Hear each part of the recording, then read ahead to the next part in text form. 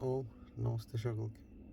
ভণ্ড পুরোহিতের ভণ্ডামির জন্য রাজা কিভাবে তার রাজ্য হারায়, সম্পূর্ণ ভিডিও দেখাতে পারবো না, অল্প একটু দেখাই শুরুটা।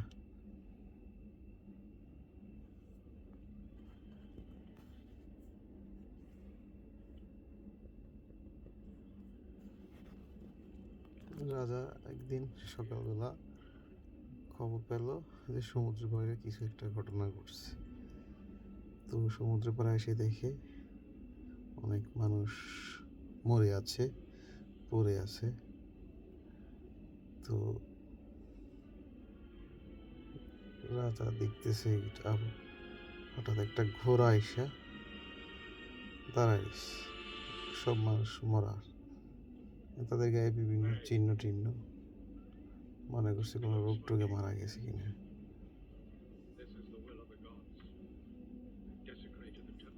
এটা হলো পুরোহিত, ইংলিশে প্রিস্ট বলে আর কি।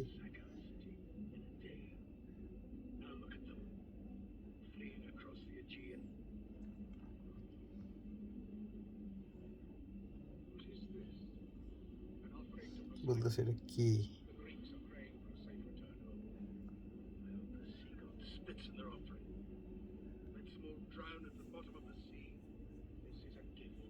হ্যাঁ, বলতেছে এটা সাগরের ঈশ্বর গিফট করছে আপনাকে। এটা হলো রাজার ছেলে, এটা আরেকটা পুরোহিত। এটা হলো রাজার ছেলে, বড় ভাই। এই পৃষ্ঠের এক এরকম ভুল কথার কারণেই মারা গেছে। এখন ছোট ভাইও পরে মারা যাবে কিনা সেটা পরে দেখবেন, কিন্তু পৃষ্ঠের কথা রাজা খুব ভালো বিশ্বাস করে, পৃষ্ঠে যা বলে।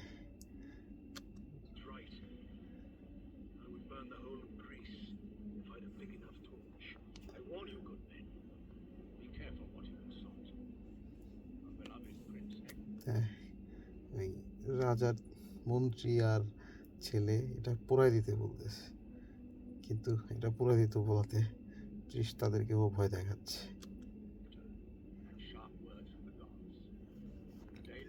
বড় ছেলে মারা গেছে, যে ওর নাম ছিল হেক্টর।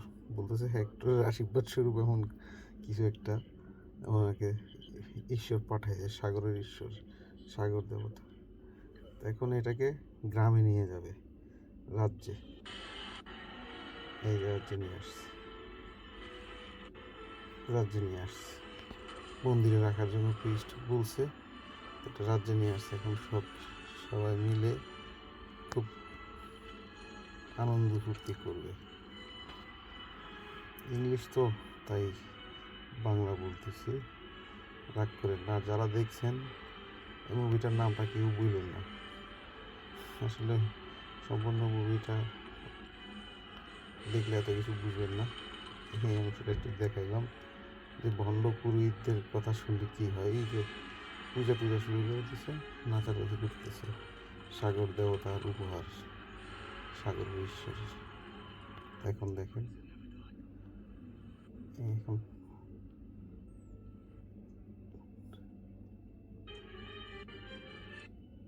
এই যে রাত হয়ে গেছে, এখন ঘটনা দেখেন।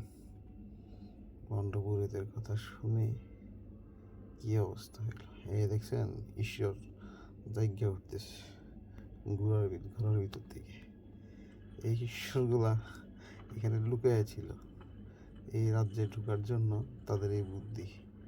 কারণ রাজ্যের যে বাহিরের প্রাচীর অনেক উঁচু, ঢুকতে পারবে না, তাই বুদ্ধি করে রাজ্যে ঢুকছে আক্রমণ করার জন্য। এবার দেখেন কি করে এই ঘুমন্ত মানুষগুলাকে এখন আস্তে আস্তে করে মারবে। এই যে পৃষ্ঠের কথা শুনছে, অন্ধভাবে বিশ্বাস করছে, সবাই নাচানাচি করছে, রাজাও। এই যে মারা শুরু করে দেবে, এখন সিগন্যাল দিচ্ছে তার মানুষ আসার জন্য। এই যে আসতেছে, এই যে ঢুকে মারামারি করতেছে। এখন দেখেন পৃষ্ঠের সাথে কি হয়, একটু দেখাই যাচ্ছে, মারামারি দেখে লাভ নেই।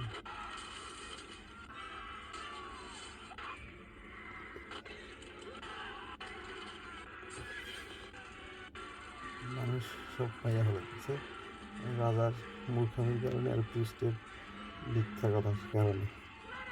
এটা হলো ওই রাজাটা বিপরীত পক্ষের। এই যে এইটি রাজা, এই যে এখন কান্দে। আগে বুঝে নাই ঈশ্বর পাঠাইছে গোরা, এই জন্য এখন কাঁদতেছে, ছেলের কথা শুনছিল না।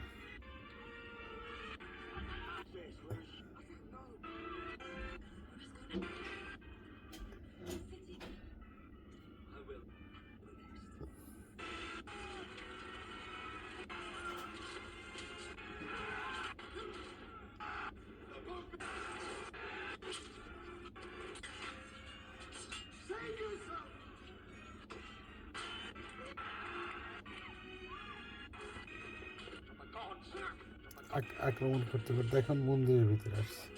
এই জায়গাটা দেখেন, প্রিস্ট বলবে, প্রিস্টকে ধরবে এখন। প্রিস্ট বলতেছে আমি ঈশ্বরের চাকর। এখন প্রিস্টের কি করে দেখেন, একবার নিচে ফেলা গেছে। ওকে, নমস্তে, সবাই ভালো থাকবেন।